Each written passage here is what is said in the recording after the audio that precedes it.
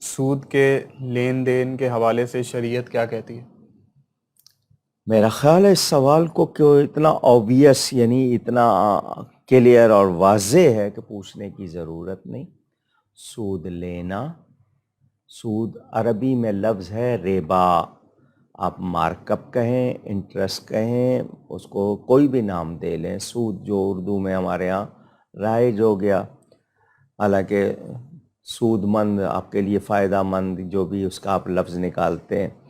تو سود لینا، سود دینا، سود کی ترغیب دینا، سود کے لیے کچھ اس کا حساب کتاب بھی لکھنا، یہ سب احکام واضح ہیں۔ اور کوئی شخص اپنی ماں سے برائی کرے، کتنا برا سمجھیں گے؟ سود لینا دینا اس سے بھی زیادہ برا ہے۔ تو اللہ ہمیں بچائے۔